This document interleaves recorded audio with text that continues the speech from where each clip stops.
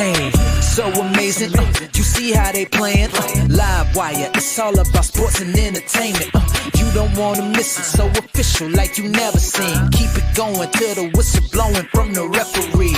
Everything from highlights and stats. You know that we gotta run it back, whether on the field or the court. You know that this is where it's at. Subscribe, no delaying. This is Live Wire, sports and entertainment. Let's go.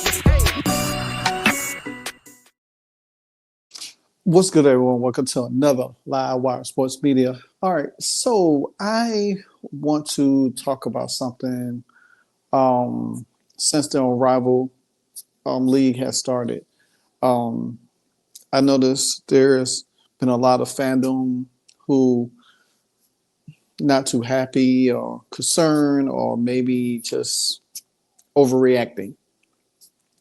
Me, I'm going to take a different approach to this because I've seen a lot of people was talking about it, and just I want to share a different perspective to the situation while trying to hammer down on the negativity of this certain subject. So, if you wonder what I'm talking about, I'm talking about Satou Sabally. Satou Sabally right now is the most coveted free agent that's in the WNBA, right? Excuse me, right now, and she plays in a rival for the Phantom, along with Sabrina Ionescu, Natasha Howard, Brittany Griner, and Marina Mabrey, but she's injured right now. And so they brought in Natisha Heidemann, so from the Minnesota Lynx. So, but nevertheless, Satou Sabally did not have a great game. But we all know that she's a free agent. And a lot of people was kind of like giving her a hard time because she didn't have a good game. She played slow. She didn't play with a lot of intensity. She was missing a lot of shots. She missed some layups and stuff. And fans are like, you know what? Hey, we don't want Satou. We don't want her on the fever. She's not good, And I just want to say, hey, relax. Slow down for a minute before y'all start, going in on Satou. Satou is 26 years old. She's a great talent. She played overseas. She played overseas with Dantas. She played overseas with her sister. Satou didn't even have a good Olympics last year. But when she came back and played for Dallas after she came back from injury, because she was injured the most of the year, but then she played in the Olympics, she didn't play well. So she came back in the second half of the season and was balling out. We seen her balling out. She was averaging 17 points a game. She had some games where she was a leading scorer, along with Enrique, along with Natasha Howard. So why our fans are really, going hard on her, saying that, hey, she's not showing up. She's not doing what she's supposed to do. Well, okay. I'm going to give you 3 reasons. One, she has an injury history. Now, I don't know how often she's been injured, but I just know last year she's been injured. People think she's not good because she's been injured. 2, people wanted to see what she could bring to the table in Unrivaled. Now, I caution you on this one because Unrivaled right now, to me, it's a slow pace. Some other players on there fits Unrivaled, like Ryan Howard. Ryan Howard just played in Olympics 3-on-3. She's just played in 3-on-3, so that's fit her style. A lot of these players, like Cam Brink, well, she's not playing, but she played in 3-on-3. De'Erica Hamby just came from the Olympics. She played 3-on-3. That's her niche. You got other players that probably haven't played 3-on-3. I'm not saying they never did, but some I feel like has never played 3-on-3. Excuse me. So my thing is this: is that instead of I'm always the kind of person gives something the benefit of the doubt into further notes. Now, Satou Sabally goes into, I think they play Monday, and then she goes in game two and has a bad game. Then, hey, then we can look at it. Or she has two or three bad games.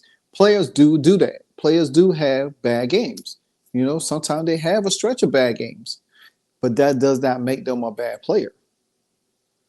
We know certain players thrive when they play with certain players.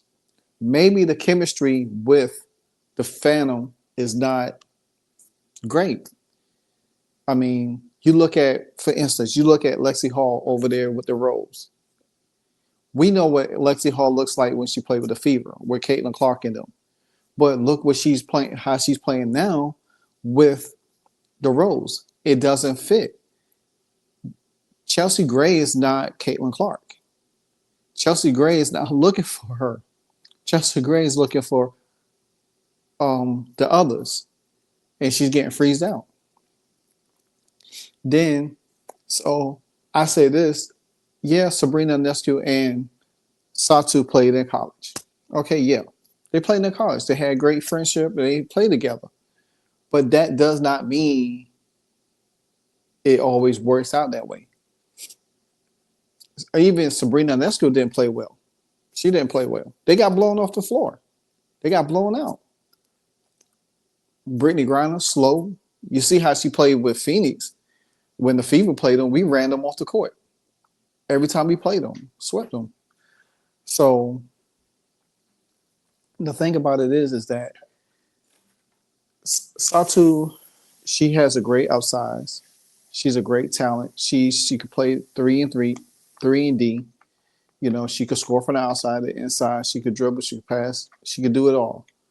She could rebound.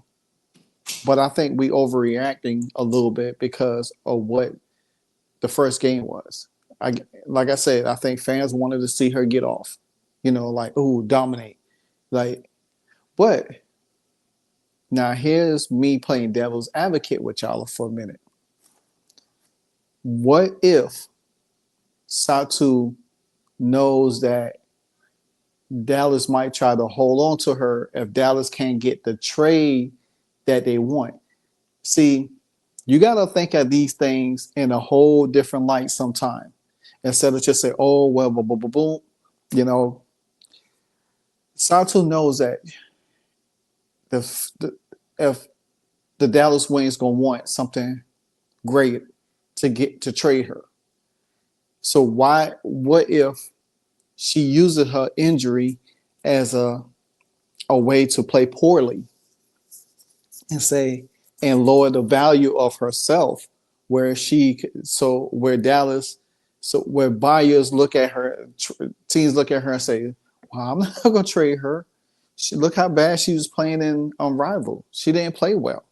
And then that lowers her trade value, and then Dallas Wings will have to trade her for little or nothing because they can't get what they think they would normally would get for her. You understand what I'm saying? Then also you could bring up and say, well, hey, she's being injured a lot. That also helps not getting what you want, especially not the first round. Trust me, if this was the NFL, she would easily go for a second or third round pick quickly, easily. I don't think Dallas would get a first round pick for her at all. I just don't think so. I think they could get a second round pick for her or a second round pick for next year. I don't think with her injury history, I don't think they're going to get a first round pick. I just don't think so. Not at all.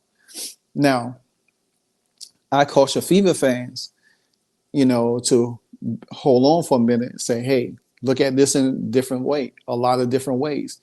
Because here's another thing.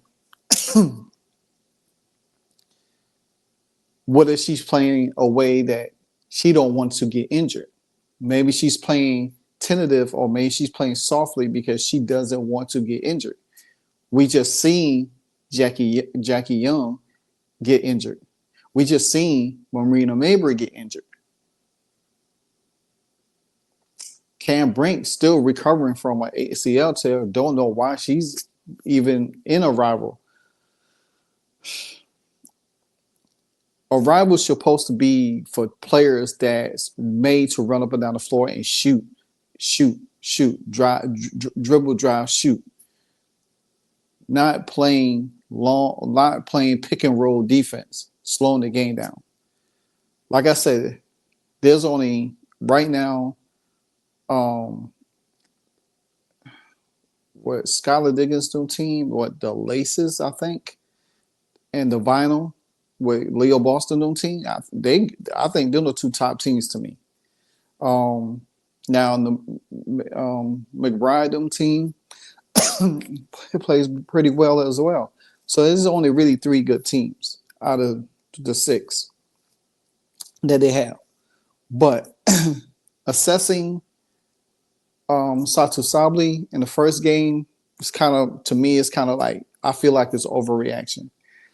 And the reason why I said that, because all the things that I've just illustrated a few minutes ago, this could be a whole lot of multiple different things that could say, well, hey, you know what? Satou might be doing this. Yeah, it's been talks about Sabrina trying to recruit her and Natasha Howard trying to recruit her. I don't see all of that. I just think all of this is just talk. And people just jump into every little bit and say, oh, she's going this way, she's going there. Nobody knows where she's really going. There's a chance she might not go nowhere. Dallas might just keep her. Because you think about this, she's going to be a free agent again next year with the new CBA. There's going to be almost 50 players.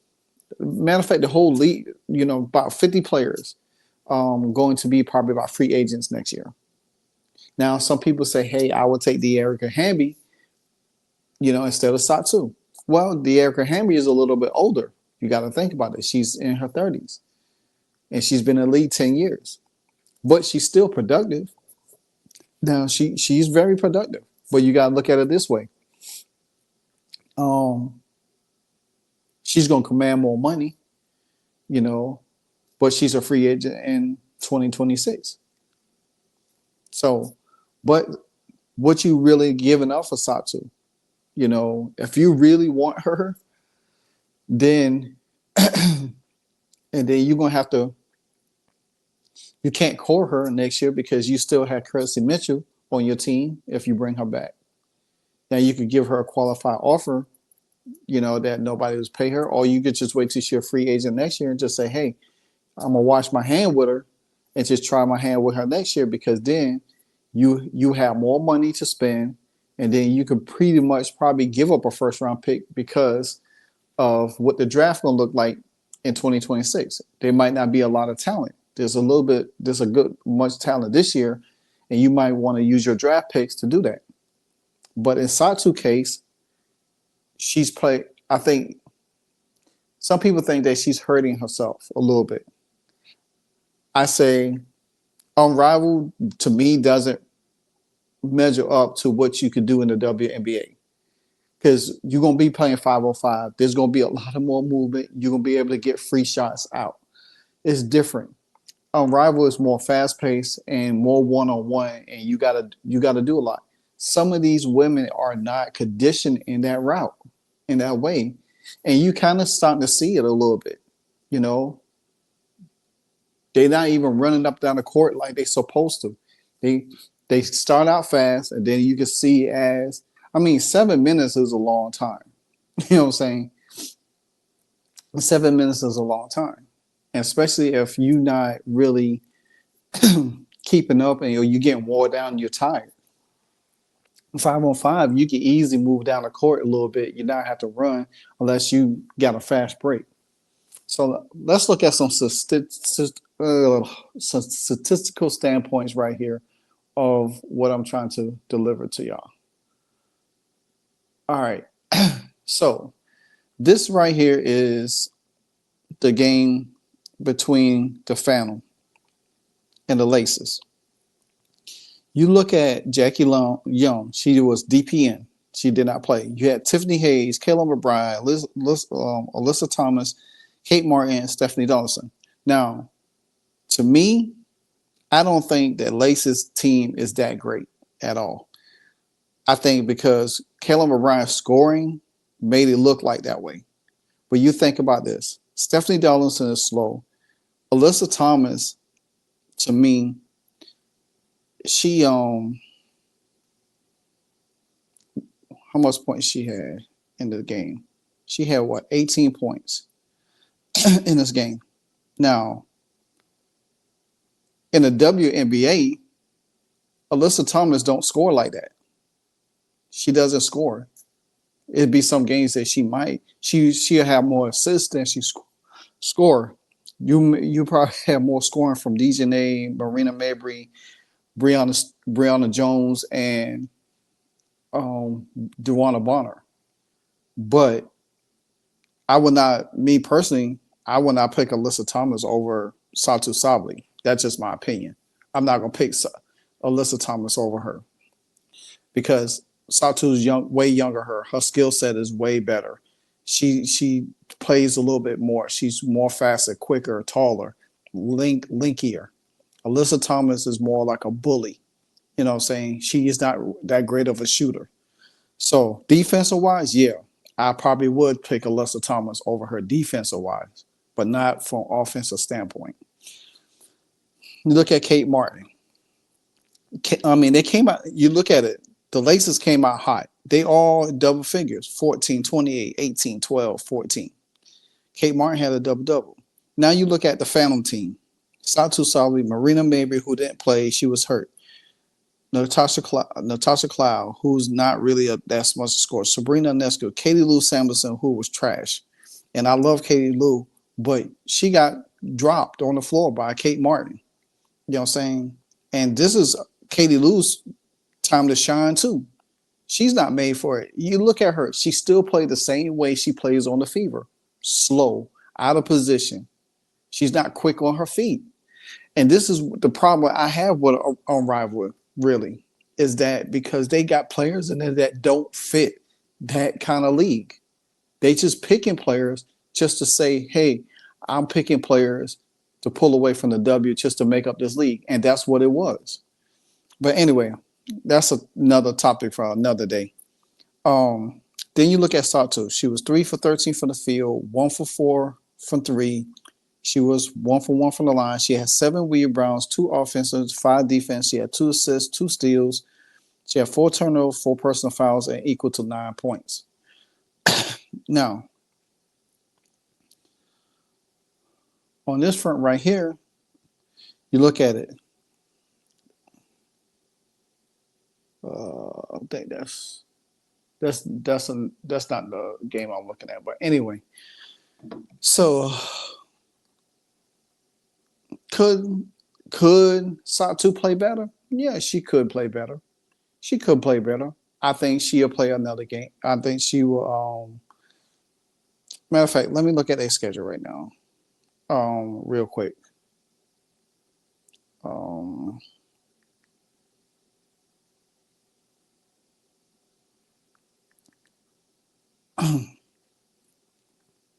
So let's look at their schedule.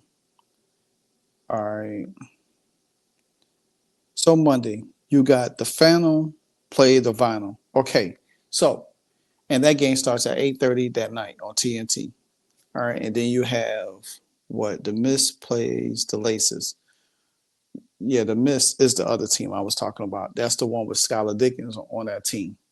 So you got 3 of the top teams playing: the Vinyl, Laces, and Miss. Now I think the Laces will beat the Miss. That's my opinion. But the Phantom, they have to rebound. Now, you think about this. This is a game tomorrow. You think Satou should be going on because it's going to be hard because who is going to guard Enrique? Who is going to guard Ryan Howard? Katie Lou can't stick none of them. Satou could probably stay with Ryan Howard because she's taller and she's a little bit longer and faster. You know what I'm saying? Now, this is a game that Ricky could probably take advantage of because there's nobody that could really guard him. You know what I'm saying? Because you look at it, you look at it from that standpoint.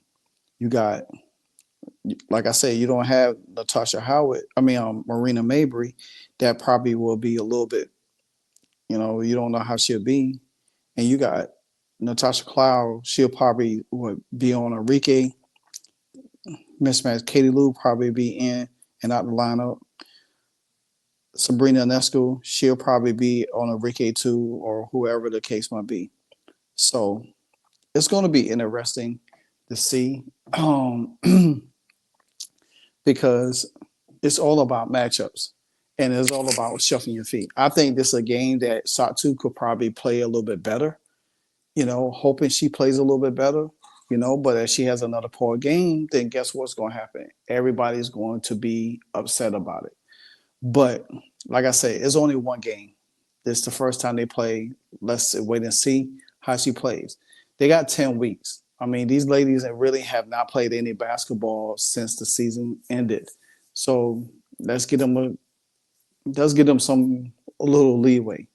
But if you're a top free agent, you want to come out and say, hey, this is why I want to be traded. I'm valuable to the team. But like I said before, playing devil's advocate, it could be a whole different situation. It could be like she don't want to get injured. And then she know that her stock goes down. You know what I'm saying? Because then teams ain't going to want to trade for her because she's injured. You know what I'm saying? Then she'll be stuck in Dallas. So I understand it from that point. And then another thing is she could just play poorly enough to drop her value down to get traded out, and in the Indiana Fever or whoever want to trade for her said, look, I see what we know what she could do. Well, she hasn't been playing well in the whole rival for the whole 10 weeks. And you want me to give you a first round pick for her when she's just really just coming back from an injury last year. And then they're going to look at her and say, well, I'll offer you a second round pick for her and Nalissa Smith. You know what I'm saying? Somebody that's still on a rookie contract. Then Dallas will probably say, okay, I see your point. All right, let's make the trade. Then guess what? The Fever wins in that because then the Fever don't have to give up a first round pick for this year or next year. And then you just give up a second round pick for this year or next year, one of the two. And then guess what? You get Satou, then she comes out balling. And then everybody be like, oh, see, I know she could play. This and that. So, like I say, my thing is this. Give it some time. Don't overreact to the situation because there's only been one game. People already just sitting there back and talking about, well, we don't want Satou. She's not good. I'd rather have this person than send Satou. I don't want to give up a lot for Satou. And that's understandable. Me personally, I don't want to give up trading for her this year anyway. Now, if the Fever does it, hey, I'm still going to welcome it. They probably know something that we don't know. But if you don't have to trade for her this year and you want to wait till next year to get her in a better position, and then guess what? You think about this. The Indiana facility will be built in 2027, so you will have one more year to get her, bring her in, and also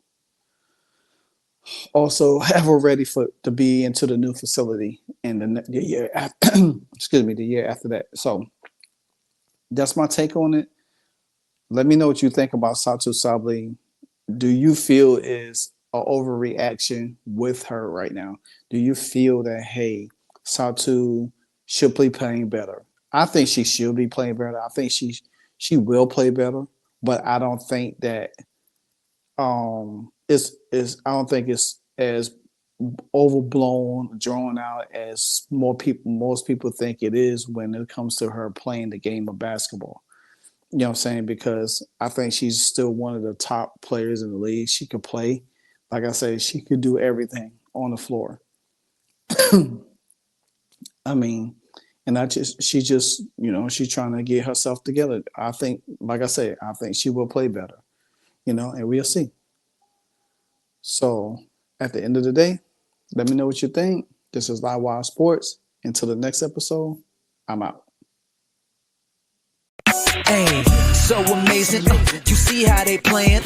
Live Wire, it's all about sports and entertainment. You don't want to miss it, so official like you never seen. Keep it going till the whistle blowing from the referee. Everything from highlights and stats. You know that we gotta run it back. Whether on the field or the court. You know that this is where it's at. Subscribe, no delaying.